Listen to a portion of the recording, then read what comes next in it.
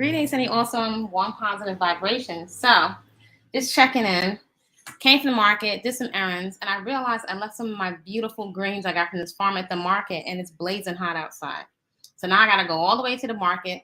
And I wanted to go to the park, so I'm going to grab the bicycle. But first, I'm going to blend up some of these greens from the green water, and I'm going to run back to the market on the bicycle, and then bring those greens back in, refrigerate them. Then I'm going to go to the park, and it's probably, let's see, is it night? It's got to be over 90 degrees, but I don't care. I have a craving for the park. So if any of you relate to when you have a craving to go outside, and I notice it's usually some not full of food. Let's see. Right now it's 92, and it's 93 degrees, and it's going to go up. So it's hot. It's hot, but I'm not complaining. I'm giving thanks right now for the heat. So if you're new to this channel, welcome. Body-Culinary, professional chef, personal trainer, natural born woman. I love being a natural woman, or as natural as I can get in this environment that we're living in. And on this channel, I share some of my journey of radical self-acceptance, really celebrating and appreciating the unique features like this cottony fine hair that I have been divinely assigned while I'm here on the earth plane, right? Because this will not last forever. And what I love to share on this channel also 3 lifestyle practices that are leveraged, right? They give you something back for the investment of your time and your energy and your attention and your focus. And those are, and we all have access to them, and we can create access to them. Garden therapy, so many reasons. Peaceful consumption, food that loves you back. It loves you back. It's demonstrative, right? In your body. What we're eating is showing up on our body. And even though it's a party in the mouth and it's delicious, the food has to love you back, right? Like a good relationship. And then there's a personal movement practice, the best part of my day. And I invite you to come join me 5 a.m. during the weekdays, Eastern Standard Time for Harriet squats workout. So those are 3 lifestyle practices that you can leverage. Movement practice, the garden, and peaceful consumption. Simple. See, litmus tests are a wonderful way to cultivate, that's clarity and cultivate at the same time, to cultivate clarity, which can go a long way in supporting you and making wise decisions that support your lifestyle. So I just went and picked these, and actually I'm a scientist, so I'm going to see how much greens we got there. Because I always like to know. I don't like to guess. What we're taking in. So I'm going to take the scale here, and I'm going to put 0. I'm going to take all of these greens out that I just picked, and let's put the container on the scale, and let's 0 it out. Here, we'll put it at 0. 0. Must be touching something. Let's get a flat surface. There we go, 0. Oh, I can't have anything touching the scale. Okay, tear. So now it's at 0. Okay. All right, so that's 79 grams or 2.8. Usually I like 3 ounces. So that's about 2.8 ounces of greens, right? Most people don't want to do this kind of work, but otherwise you're always guessing, not just calories, because calories are important, but it's a bigger picture when it comes to our nutrition or what our body looks and performs like. It's what's the quality, right? The quality can often guide your quantity. So I like to know what's in my body. How much vitamin K am I getting? How much protein am I getting, right? So I can put it into a context, which I like to call the sweet spot, right? And find the right dosage of food nutrients for my body. So I know usually I like 3.8 ounces. So this is 2.8, a little shy of 3 ounces of greens that I just picked. So I know there's no sprays in my garden, so I know exactly what I'm getting, right? This is something that actually, believe it or not, you all, this is something we can do, something that we have access to. And again, that's why I like to encourage when it comes to fitness, right? And a natural lifestyle or a lifestyle of vitality, longevity, being pain-free, right? This is investing. What you're putting into your body is an investment in you being pain-free in the future. It's an investment in your cells being able to flush out waste, right? Release waste and uptake nutrition, without all the clogging going on, without giving signals and information and genetic codes that signal inflammation if there are substances that are not ideal, that don't belong in the body. See, that's simple. We didn't even have to use a label there. So I'm going to rinse these off because they're organic. I'm sure I'll get some B12 in there.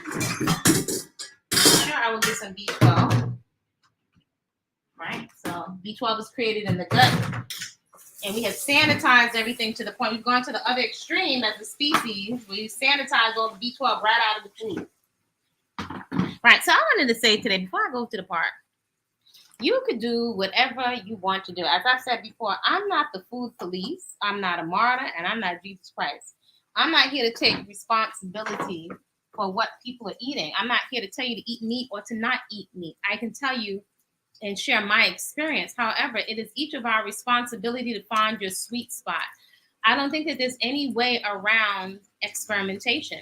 Even if you were to follow the standard quote unquote American diet, and then, by the way, what do people do in the Mediterranean? Follow the standard Mediterranean diet. In the Caribbean, do you follow the standard Caribbean diet? Has that changed from hundreds of years ago? So it's really important to be discerning and put everything into a context. Otherwise, it's easy to be overwhelmed with information overload. And by now, we can see there's constant contradictions with the studies. Now we know who's sponsoring the study can make a big difference. So ultimately, whether you do a combination of allopathic or traditional Western medicine, a natural lifestyle, it's going to be up to you to use your discernment, your common sense, look at your body and your quiet moments with no audience, to be honest with yourself and understanding the ego, that part of our mental processing that is very primal and is wired, is reflexive and wired for survival, likes to stay comfortable and whatever it perceives as safe. It is often not logical. It will do anything to save us, even if that means destroying us, if that makes sense. That's psychologically, that's also emotionally. So something to look into. So I'm going to take this mess of greens, but I did want to just check in just to say, it's up to you. Only you can decide if you are okay with certain things that are within your capacity to change. If you're willing to endure and work through the discomfort of perhaps items of energy, aka food, or substances masquerading as food that are full of flavor, and textures you enjoy. However, they don't signal your body to be at ease or healthy. They're very clogging. They have lots of chemicals the body can't recognize. Only you in your quiet moments can determine that. And that's a personal path. So even as a coach, even if somebody's paying me several $100s an hour, I would give you my professional perspective based on my personal experience, my experience with my family, experience with clients in terms of preparing food for clients, being on a nutritional path, being a personal trainer in the industry for going on 3 decades, right? And I've seen distinct patterns and also in different populations of people. So if your gut is unhealthy and you're starting to develop what's called a diabetic apron, right? These are signs of insulin resistance. If you have a lot of visceral fat around your midsection, I love distinctions. Distinctions can be so helpful. Quite often we're collapsing the stomach, right? Let's put into context, with the midsection of the torso, right? The stomach, which is above the diaphragm and the colon, it's actually small, probably a fist and a half. It's not very big. So we're saying that our midsection is our stomach. Like many of us will say, we want smaller hips when the hips are a bone, right? And it's the glutes, the gluteal muscles, which have different heads on them, different parts of them that are moving the hips, right? So these distinctions can lend to a lot of clarity and us making wiser, more effective choices when it comes to movement and our consumption patterns. So you can do what you want. If you are satisfied with your results and your vitality, and if you ask and speak to yourself, because I encourage you to speak in dialogue in a practical way with yourself, right? So we can get, it's a million different thoughts floating around the head. So you can bring fears or questions for clarity and examination to the forefront. right? There's a million gazillion thoughts, never ending thoughts going through the mind. So you can bring certain things to the surface to be examined.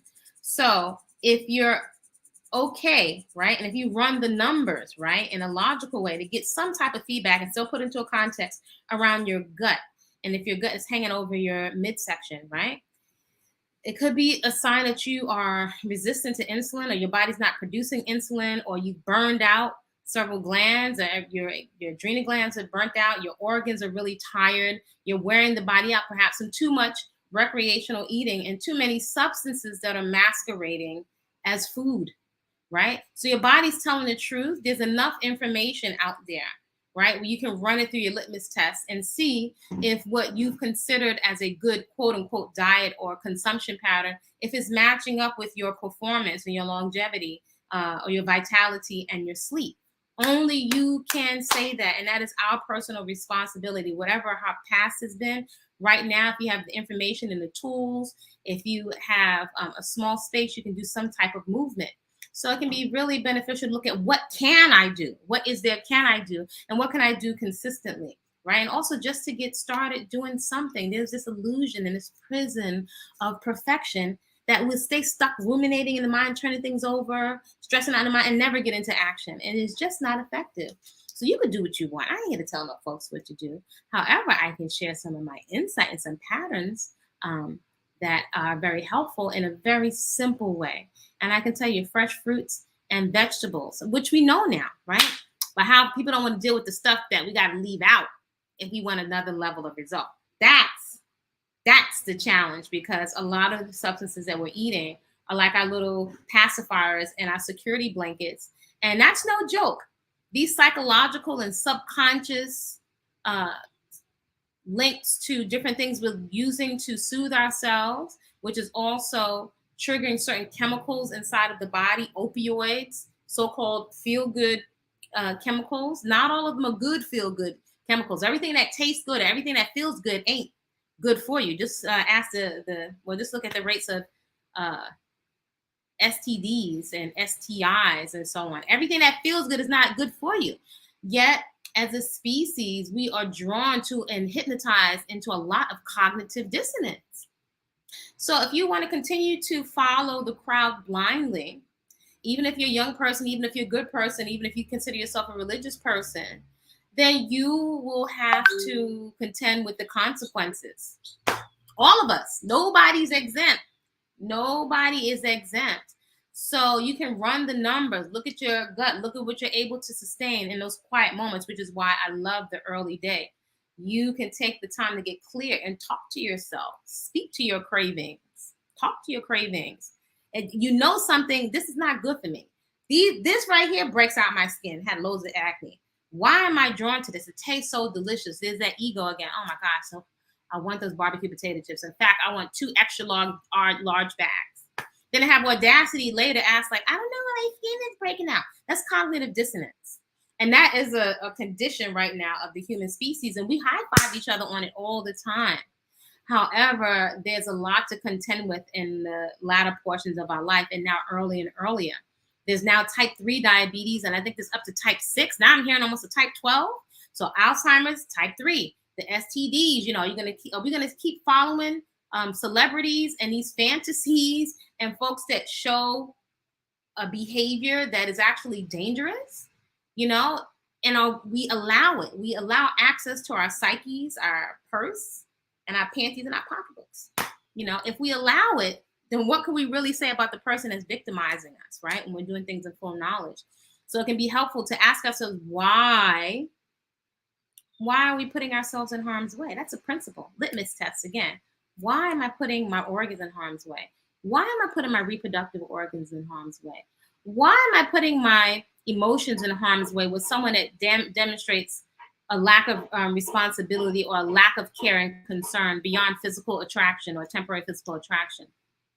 So only we can ask ourselves those questions. And I invite you, whoever you are, if you're tuning into this little channel, this little corner of the Ethernet, I invite you to consider using your movement practice, and everything doesn't have to be weights. However, some vigorous joyous movement for release. I invite you to consider using it as a way to process a lot of your emotions, as well as a way to feel confident, as a way to feel good about the time that you spend with yourself, right? You have something tangible, the sweat, the what you're doing psychologically in terms of the process of training yourself to overcome safely discomfort. I invite you to use it as part of your emotional center to process. In contrast to, which is automatic pilot today, I'm not exempt. However, I do make an effort to have a lot of awareness and give myself other options, and also take other things out of my space so I don't have access to them, right? So we could sit up in front of these screens. Now you can sit on screens on the train station with Wi-Fi, or in the car, every little commercial break of moment, and have access to snacks and zoning out on a screen in our imagination and the real estate of our minds. I invite you to activate or reactivate a movement practice. I really wish people knew how much we are missing out on an opportunity to feel strength, to feel when you're not strong, to feel it. It is such a wonderful analogy and such a dojo for life. It's I can't emphasize enough a movement practice. This is something we all have access to. I invite you to make it the best part of your day. Other than that, do what you want to do. If you are satisfied with your results, you will have to contend with all the choices, because our body is a fingerprint and we got enough stuff to contend with, and with environmental toxins and so on. So in a nutshell, you, I, anybody else, if we're not investing in our health and our fitness, we should not expect to be toned if we don't ask the body to ever get uncomfortable and do work. We shouldn't expect tone, right? And I know we hear black doesn't crack. That's not true. We crack on the inside. And if we're using these little sayings, right, where we placate ourselves, and if we're using it as an excuse to not get uncomfortable, I would be wary. I would be wary. I'm wary of someone offering me treats that compromise my discernment, my motor skills, or anything that's going to weaken me. Again, I'm not superhuman. I'm not a saint. However, I do notice patterns. And again, that's another litmus test. I look at patterns and I look at results. So hopefully this conversation is helpful to you and can motivate you to get into action around what you say is important to you. So I'm going to rinse these here greens off, right, that we just picked out of our yard. And when you're growing your own greens, right, I can add some sea salt to wash these, a little bit of sea salt, or I can use a vinegar. I don't want anything too heavy because I want to go to the park. It's blazing hot, but I'm going to find some shade in that park because I have a craving to commune. I need to be around some trees and to hear the breeze other than my own garden. So that's what I'm going to do. So what y'all going to do? Ain't nothing to it but to do it. Do what you want to do. But question, what do you want to do and why do you want to do it? Are you just blindly following the ego and all the impressions that have been downloaded, as they say today, from these screens that we're spending hours, all of us are spending hours and hours in front of little boxes with pictures, right? And it's significant. It's not insignificant with pictures, things that emote, signals and music that emote or trigger certain emotions, certain feelings, fright and fear. So it's not insignificant, right? And a lot of stuff is packed down into our subconscious. So your movement practice it's so important. Your consumption, what you are feeding your cells in the control center. I know everybody thinks about the hair and the skin, the brain. We're eating, number one, the control center is the brain. So are you protective of your discernment? Are you protective of your motor skills? If your brain is compromised by toxins, toxic food, and if we're compromising the oxygen of the brain, then why would we expect sharp decision making? That doesn't make sense. And if we enter into agreement of one thing that doesn't make sense, it is likely that we are going to make other decisions that don't make sense. Does that make sense? Inviting all of you to create a great rest of the day on purpose. You can check out Body-Culinary and Kwasa with a K, peaceful, like full belly, eating on TikTok, and Body-Culinary on Instagram and FB. And if you don't have the Discord app yet, you'll need the Discord app downloaded onto your computer or your device so you can participate in Harriet squats at 5 a.m. Right? So you can participate there. And you'll need to fill out the FLOWAHFIT application. So you can even go through the previous video and you'll see the FLOWAHFIT application. If you fill that out, that's necessary If you can't be identified, I will not allow access, because prioritizing a safe space is for women, young people, but it's numero uno. It's not up for discussion. Y'all create a great rest of the day. Like, comment respectfully, and subscribe. See you soon. Oh, still rocking the quickie hair, right? Which is good for exercise. And I got a really see-through net there, so hopefully my hair won't pop out of it onto my neck because it's hot outside. All right, see y'all soon. See if we can work this computer.